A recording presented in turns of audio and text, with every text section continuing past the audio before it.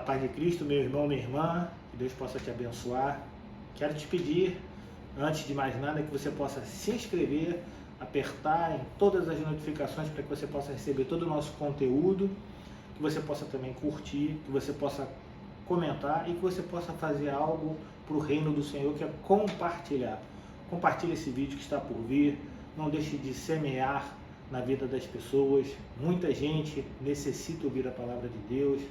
Então você que já está inscrito no canal, amém, Deus te abençoe. Você que não está e vê nossos vídeos, quantas pessoas veem nossos vídeos e veem os versículos da manhã, também os nossos shorts, todo dia às 6 horas da manhã são lançados, que não estão inscritos. Deus abençoe e abençoe a vida de outro também. Amém? Que Deus possa te abençoar rica e abundantemente. Pode rodar a vinheta em nome de Jesus. Deus abençoe.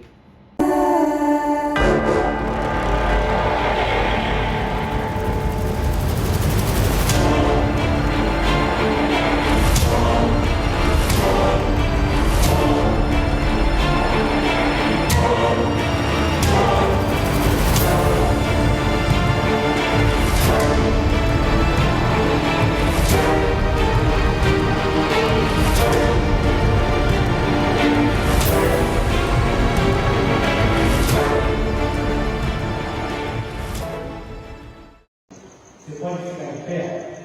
Eu pedi para você, antes da gente começar a orar, eu pedi para você abrir o livro de Esther.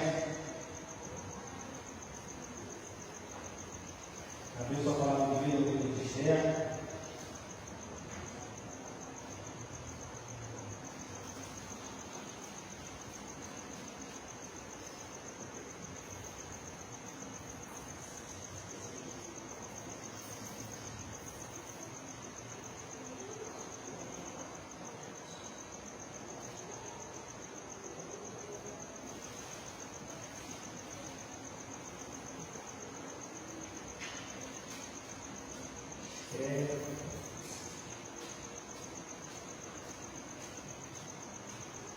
Esther capítulo 4, verso 15.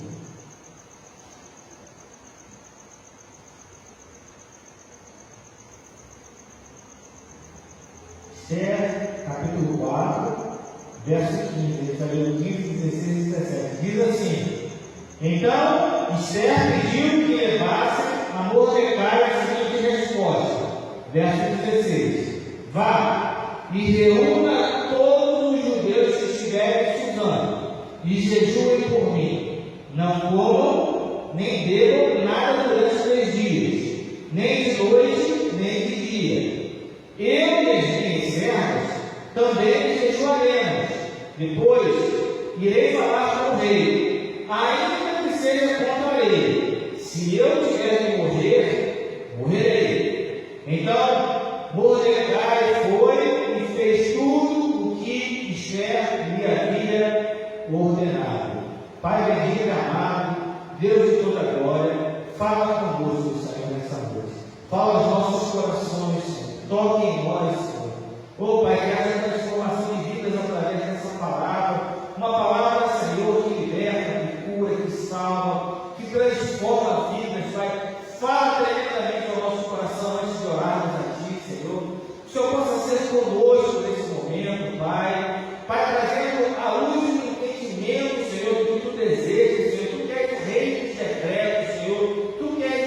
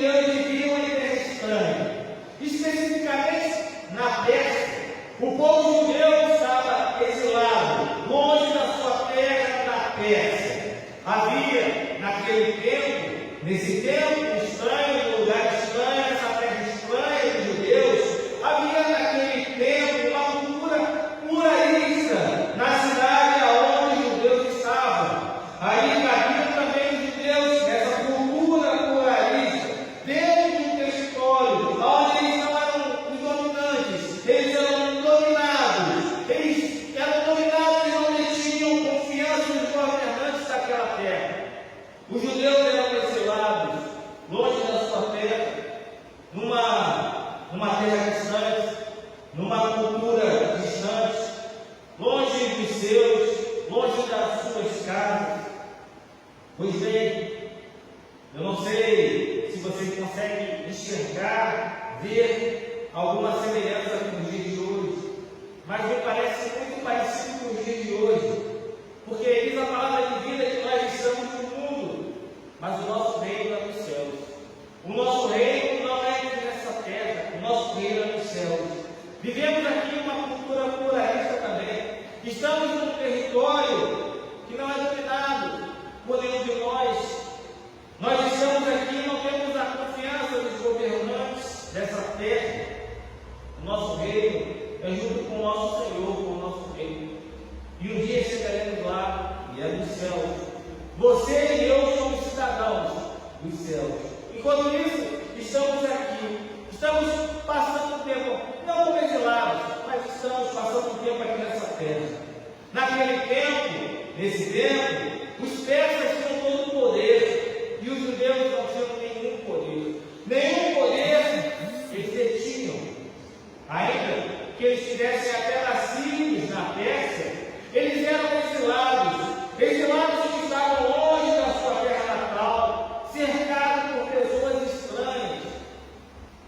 Já havia mais de 50 anos que eles viviam assim. Eles poderiam ter a sua propriedade, eles poderiam ter o seu comércio, mas a qualquer momento, como exilados, eles poderiam ter confiscado a sua casa, eles poderiam perder os seus bens, inclusive perder a sua vida, até por causa da vontade de alguns presídios burocratas daquela época.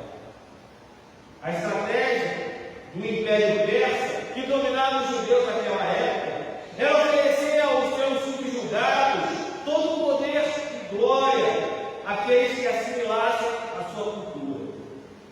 É diferentemente do que o Estado Islâmico faz, o ISLA faz.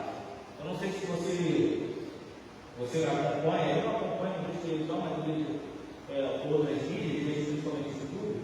O ISLA, o Estado Islâmico, ele entra num território e eles começam a derrubar os monumentos, eles começam a derrubar os teatros, eles começam a derrubar tudo aquilo que pode trazer a memória daquele povo, a sua cultura. Eles acabam com a memória do povo, com a cultura do seu povo, para inserir uma nova cultura.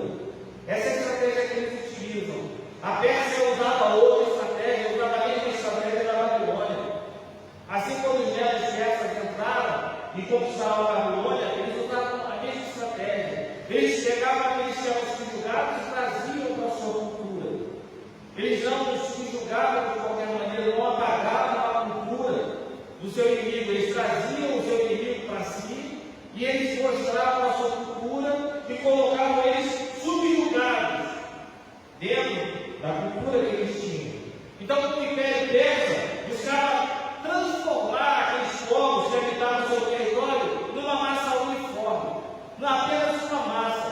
Então, eles não destruíam a cultura daquele povo, pelo contrário, eles conquistavam aquele povo, faziam com que aquele povo assimilasse a sua cultura e eles procuravam entender a cultura daquele povo para poder se subjugar. Muitos ainda fazem assim.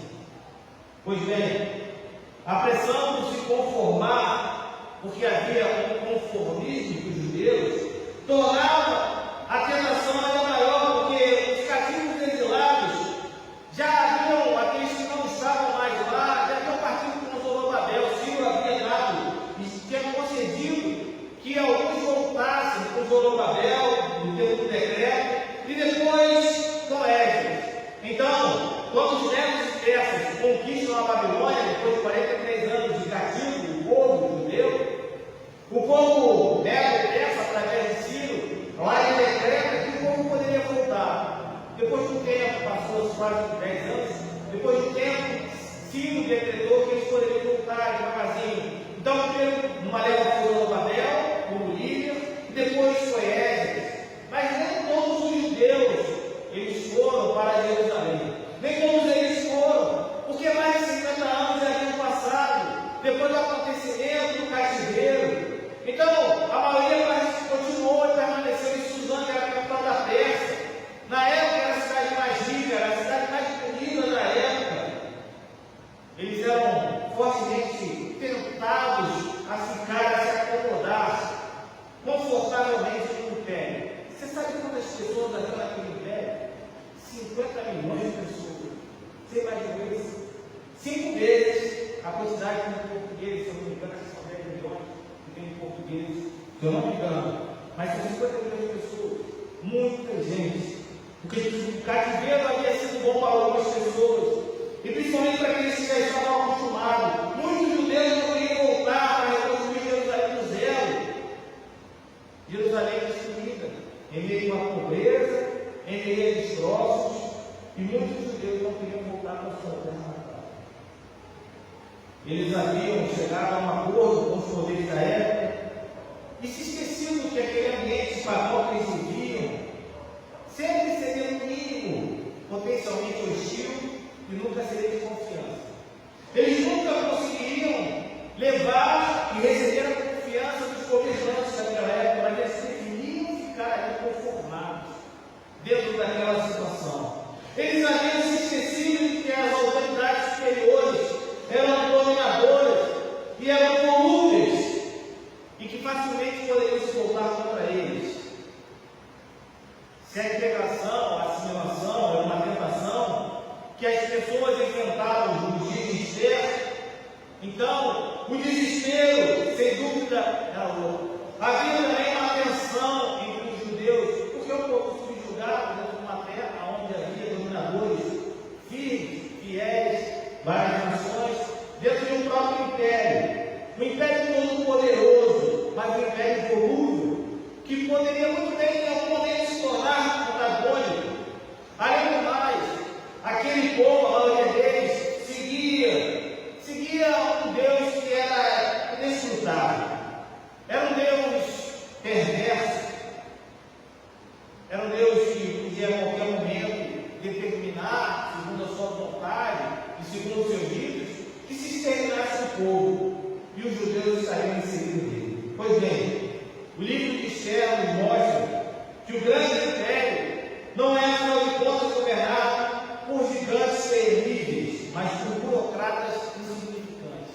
Pega o livro de Esther, muito pequeno, podia olhar no livro de Esther, mas o que torna o livro de Esther incrível é a abordagem de mostrar que Deus está constantemente operando nesse mundo de uma maneira totalmente diferente. Diferente, por exemplo, dos acontecimentos que aconteceram no Êxodo. Se você pegar o livro do Êxodo, você vai ver Deus agindo com raios, com trovões, intervenções dramáticas, intervenções que expõem a unidade dos deuses do Egito, heróis haviam Moisés, Arão, conduziam o povo, um rastro de milagres acontecia para atestar a presença de Deus entre aquele povo. No livro de Esther, não. A gente vê Deus trabalhando de uma outra maneira. Deus tem maneiras de trabalhar. Deus não tem um modus operandi de trabalhar somente, tem várias maneiras de trabalhar. E essa maneira, no livro de Esther, é uma maneira invisível. Parece que Deus está nos bastidores da cena. Não há milagres dramáticos, não há grandes heróis, apenas providência. Uma providência aparentemente comum. Pessoas fracas, pessoas inexpressivas, são colocadas na hora certa, no lugar certo, para enquadrar o império e estabelecer os propósitos de Deus para o seu povo. Tem gente que se sente fraca, tem gente que se sente incapaz. Nós somos fracos, nós somos incapazes. O nosso Deus não. O nosso Deus é forte, é todo poderoso, Ele é capaz de todas as coisas. Inclusive nos capacitar, fracos como somos, para que a gente possa fazer a sua vontade e para que o seu propósito, ao final, tenha o resultado esperado. No livro de Esther, o nome de Deus ele não é citado em nenhum ponto do livro. Mas o rei Assuero, rei da Pérsia da época, 175 vezes, no livro minúsculo, ele é escrito. Contudo, no que diz respeito ao conflito entre o império de Assuero e o reino de Deus, o Deus invisível e todo-poderoso do outro, só há um resultado possível: a vitória do Deus todo-poderoso, do Deus invisível, do Deus que pode todas as coisas, do Deus que é dono dessa igreja. A história de Esther é uma das mais conhecidas da Bíblia. Ela foi uma judia exilada na Pérsia, viveu durante esse reinado do rei Assuero, entre 486 e 465 a.C. Era uma jovem órfã, filha de Abiail, e retirando, era uma judia exilada na Pérsia. Ela foi criada pelo seu primo, Mordecai, em algumas traduções, Mardoqueu. Seu nome, muito provavelmente, vem do persa Stara, que significa estrela. Alguns teólogos intérpretes sugestionam que talvez seu nome tenha uma ligação com o nome de uma deusa babilônica, Ishtar. Certo que o nome hebraico de Esther é Hadassah, que significa murta, um tipo de arbusto. No texto bíblico, Esther é descrita como uma mulher que possui uma notável beleza. Quando a Bíblia fala que a mulher está bonita, fala de Raquel, fala de outras mulheres, quando ela fala que ela era bonita, porque a mulher realmente era muito bonita. Tanto que Esther foi contada entre as mais famosas do reino. O texto bíblico também enfatiza não só a beleza dessa mulher, mas a bravura dessa mulher. A lealdade de Esther para com o povo judeu.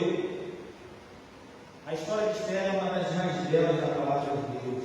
Uma judia cativa que se tornou rainha de um reinado e de um grande reinado. Diz a palavra de vida de certo dia, o rei da Pérsia realizou uma festividade do povo na fortaleza de Suzã, a capital da Pérsia. E quando ele dava um banquete para homens, a sua esposa, na época atual rainha, Vasti, oferecia um banquete para as mulheres da casa real. Então ele oferecia para algumas pessoas e a rainha para algumas mulheres. Chegando a determinado momento, lá o rei Assuero, ele manda chamar Vasti, ordenando que ela entrasse em sua presença dando a coroa real. O rei, num determinado momento, fala: olha, avisa a rainha, onde ela estiver, para que ela venha aqui, e que ela entre na minha presença aqui, dentro da festa que eu estou promovendo, mas entre com a coroa real. A rainha se recusou a cumprir uma ordem, provavelmente porque implicava em uma situação desonrosa a ela não quis passar por algum tipo de constrangimento, mas a Bíblia não relata isso. Certo é que ela recusou. E com a recusa da rainha, o rei ficou furioso e destruiu Vasti no posto dela. Então ele foi aconselhado a convocar as moças virgens e de boa aparência que havia em seu reino. E Esther estava entre essas jovens. Esther então alcança o favor da corte de Assuero. Ela consegue o agrado necessário para poder sobreviver na corte. Obviamente, resultado de uma providência divina. Ela foi submetida a um tipo de tratamento de beleza durante 12 meses, depois vocês deem uma olhada lá. Passado esse período, foi conduzida por um dos eunucos à presença do rei. O curioso é que, nos costumes daquele reino, do reinado, as jovens eram levadas ao rei, mas depois elas não retornavam mais ao rei. Exceto se o rei gostasse alguma, não tinha mais, ele tinha que chamar pelo nome. Então, possivelmente Esther foi ter uma oportunidade de se encontrar com o rei. E naquela oportunidade, ela tinha que ser favorecida pelo rei. E se o rei quisesse vê-la de novo, teria então que chamá-la. Não de qualquer maneira, chamá-la pelo nome. E isso foi o que aconteceu com Esther. Esther 2,17 diz assim: o rei amou Esther mais do que todas as mulheres, e ela alcançou diante dele favor e aprovação mais do que todas as vezes. Então, Esther foi coroada rainha no lugar de Vasti. Foi feito então um banquete pela coroação de Esther. Após se tornar rainha, ela passou a viver agora no palácio em Suzano. Acontece que um burocrata daqueles escrupulosos, desprezíveis, chamado Amã, que também era um importante príncipe do Império Persa, ele resolve destruir todos os judeus que haviam no rei de Assuero, porque justamente aquele primo de Esther, Mordecai, que havia criado a sua prima, ele não se inclinava perante ele quando ele passava. Amã, diz a palavra de vida, que era uma gatita, possivelmente de origem amalequita. Pois bem, Mordecai então contou a Esther o terrível plano de genocídio que Amã tramou de executar os judeus, e pediu então que intercedesse junto ao rei Assuero para que os judeus não fossem exterminados. Acontece que, apesar de ser rainha, Esther não podia entrar na presença do rei, lembra? Só podia entrar uma vez só. Ela teria que ser chamada, porque se ela aparece na presença do rei sem ser chamada, significaria ela colocar a sua própria vida em risco. Mordecai está falando com ela, Esther, se atenta ao fato que Deus pode providenciar, pode mudar os acontecimentos em sua vida, para que você possa estar em uma posição, para que você possa agir em favor dos judeus. Até aquele momento, o rei não tinha ideia, não sabia que Esther era de origem judaica. Então ele não sabia que havia permitido o extermínio do povo da sua rainha.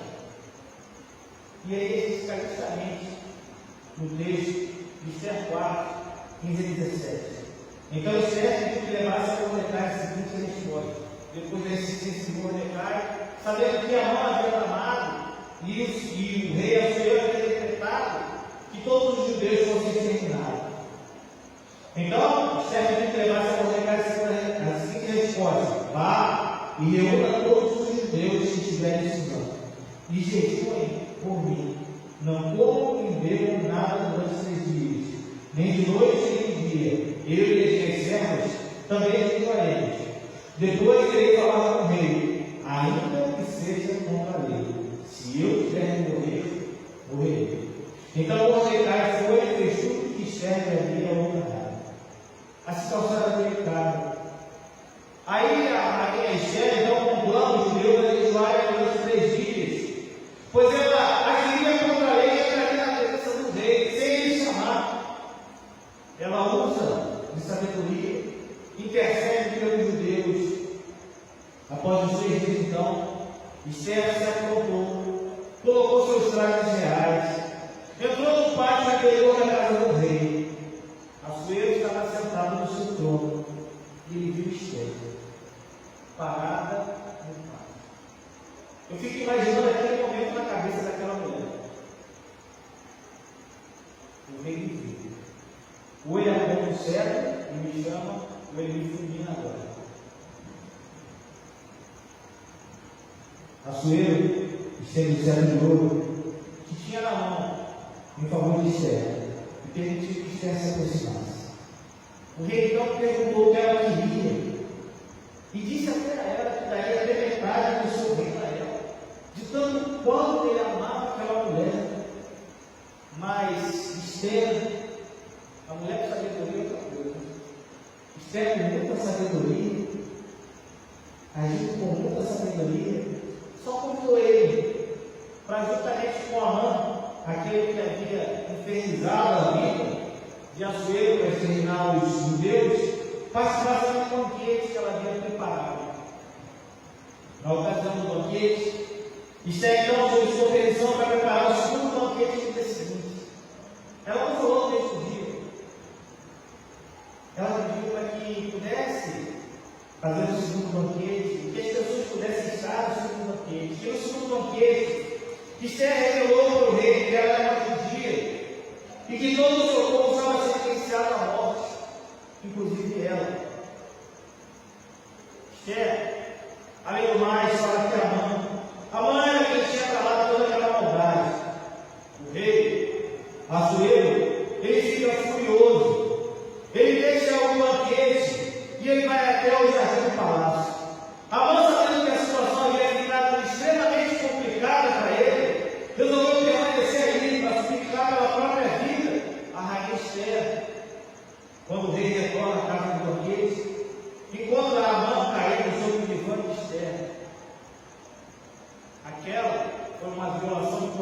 logo irreversível.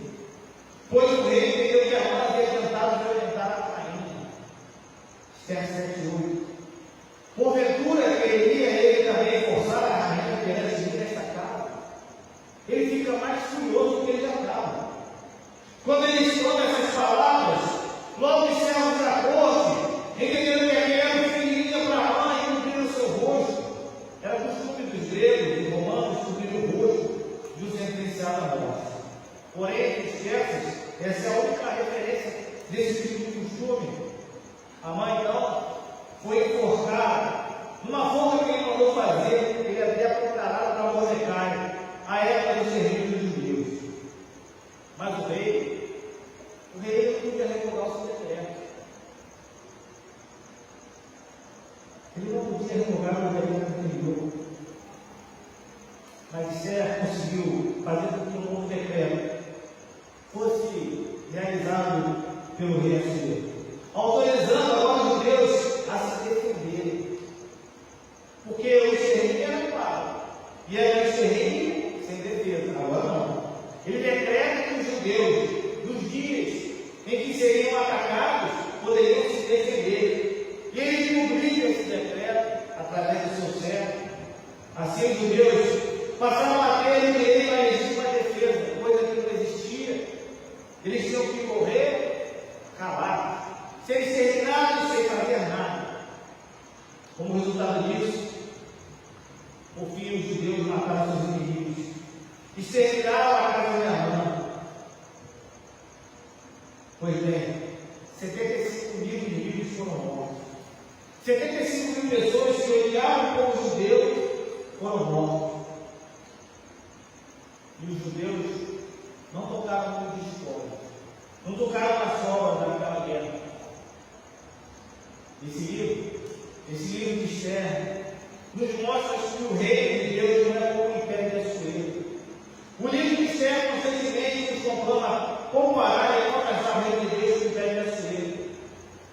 Há semelhanças superficiais entre os dois reinos, mas em cada caso elas escondem diferenças profundas. O Senhor também é um grande rei, cujos decretos não podem ser desafiados para revogar. Aquilo que o Senhor decretou, aquilo que Ele prometeu, aquilo Ele dará. Ele governa soberanamente todas as coisas grandes e as coisas pequenas.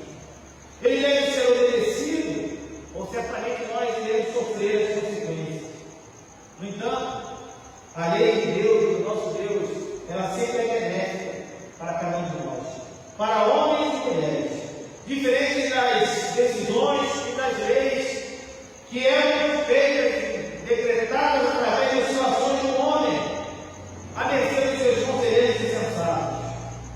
Deus ele não usa as pessoas para atingir seus propósitos como se elas fossem mercadorias descartáveis. Em vez disso, Ele graciosamente as convida a um relacionamento de amor com Ele. O reino dele não cresce e opera por meio de atração e poder exterior, mas de maneira oculta, pelo amor, de uma maneira eficaz. Por essa razão, Jesus compara o reino de Deus ao crescimento de uma semente de mostarda, ou até a ação de fermento. Nós devemos ir para Cristo, não por força, mas pela fé. Descansarmos na provisão de Deus, no perdão e na vida que Ele dá. Agradecer a Ele pelo dom de si mesmo na cruz por nós. Nós devemos viver de acordo com os seus pedidos, com os seus decretos, no qual a verdadeira sabedoria reside. Nós devemos confiar que Deus, Ele está agindo como prometeu, operando até mesmo por meio dos perversos impulsos que impedem no meio da nossa vida e de todas as pessoas. Esse mundo não está ao nosso lado, não, gente. Um dia, Cristo vai voltar e Ele vai retornar para salvar, para levar. Ele já veio para salvar. Agora Ele vai vir para levar. E vai ter um verdadeiro banquete que irá ser celebrado. Apocalipse 19, a partir do verso 1 diz assim: Depois dessas coisas, ouvi do céu o que parecia ser a voz forte de uma grande multidão dizendo: Aleluia! A salvação, a glória e o poder são do nosso Deus. Apocalipse 19:2. Porque verdadeiros e justos são os seus juízos. Pois julgou a grande prostituta que corrompia a terra com a sua prostituição, e das mãos dela pegou o sangue do seu servo. E disseram pela segunda vez: Aleluia! E a sua fumaça sobe para todo o céu. Os 24 anciãos e os 4 seres viventes se prostraram e adoraram a Deus, que está sentado no trono, dizendo: Amém, Aleluia. E do trono saiu uma voz que dizia: Louvem o nosso Deus, todos vocês, os seus servos, todos os que o temem, os pequenos e os grandes. Então, ouvi o que parecia ser a voz de uma grande multidão, uma voz como de muitas águas e como de fortes trovões, dizendo: Aleluia, pois reina o Senhor nosso Deus Todo-Poderoso. Apocalipse 19, verso 7. Coisa maravilhosa. Alegremos, exultemos e demos a glória, porque chegou a hora das bodas do Cordeiro e a noiva dele já se preparou. Aleluia. Vai chegar um dia que o Senhor vai voltar. Assim como teve 2 banquetes, e no segundo houve a revelação do plano contra o povo de Deus, e o inimigo caiu naquele segundo banquete, e houve um decreto para que houvesse a legítima defesa daqueles que eram filhos do Senhor. O Senhor não ia voltar. Vai surgir resgatado. Pode ser que não seja no nosso tempo, pode ser que a gente já esteja triunfante lá no céu, mas Ele vai resgatar a sua igreja, Ele vai resgatar os seus. O que devemos fazer? Confiar no Senhor. Se você veio essa noite aqui, se você veio pedir por algumas pessoas que você quer que estejam no banquete junto com você, você veio no lugar certo. Se você veio agradecer também, você veio no lugar certo. Deve ter mais vídeo de oração. Então eu quero te convidar para que a gente ore junto. E aí você pode ficar à vontade, sentado, pode ficar de joelho, pode ficar em pé, você fica à vontade. Não está